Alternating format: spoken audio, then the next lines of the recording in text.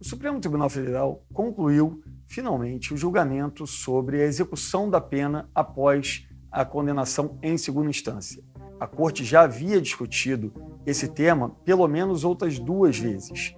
Agora, o que vale é, a pessoa só pode ser mandada para a prisão depois de todos os seus recursos se esgotarem na Justiça. Isso, naturalmente, alonga a duração dos processos e faz com que as pessoas, os condenados, demorem mais para ir para a cadeia.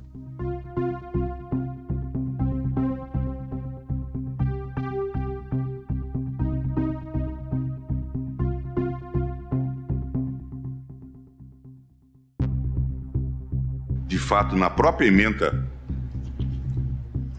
assentada no referido precedente, no HC 126.292, consignou-se a execução provisória da pena seria uma possibilidade e não uma obrigatoriedade.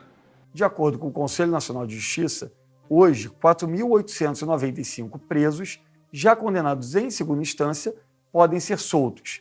Ah, mas essa aplicação é automática? Não, não é automática. Cada juiz vai ter que decidir se aquele réu que vai pedir a ele para ser solto deve ou não ir para casa. E como é que um juiz pode manter preso alguém que só foi condenado na segunda instância? Bem, ele pode determinar que essa pessoa cumpra uma prisão provisória. Existem algumas hipóteses legais para isso. Por exemplo, o risco de fuga, se ele ameaçar a ordem pública. Nesses casos, o juiz pode determinar que a pessoa siga cumprindo a prisão provisoriamente. E ela continua podendo recorrer aos outros tribunais enquanto cumpre a pena. Isso já acontece com vários réus da Lava Jato. Em muitos casos da Operação Lava Jato, as pessoas foram presas primeiro provisoriamente e só muito tempo depois acabaram sendo condenadas.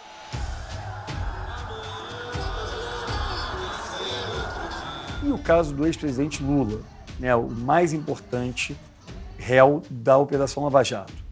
O ex-presidente Lula é mais afetado pelos processos dele que ainda não geraram condenação do que pelo processo do Triplex, que é o motivo pelo qual ele foi para a cadeia.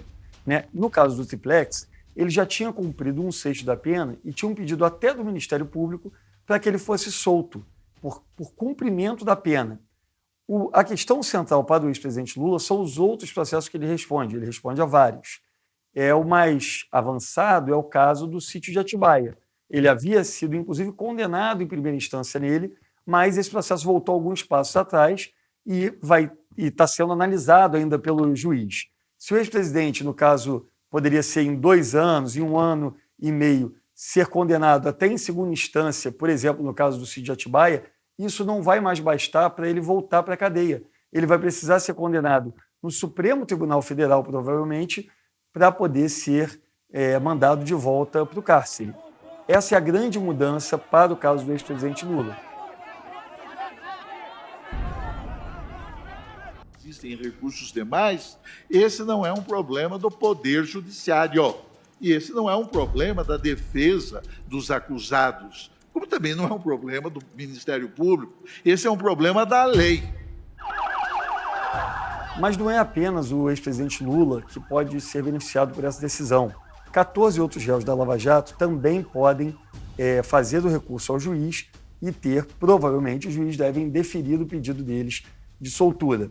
Alguns casos, como o do ex-presidente da Câmara, Eduardo Cunha, como o do governador Sérgio Cabral, que são casos que não foram decididos ainda na mais alta corte, né, no Supremo Tribunal Federal, portanto, eles poderiam, em tese, ser beneficiados dessa decisão, eles não devem ir para casa, justamente porque, além das prisões por condenações, eles têm outros pedidos de prisão, justamente naquele caso da prisão provisória, por serem ameaça à ordem pública, esse tipo de coisa.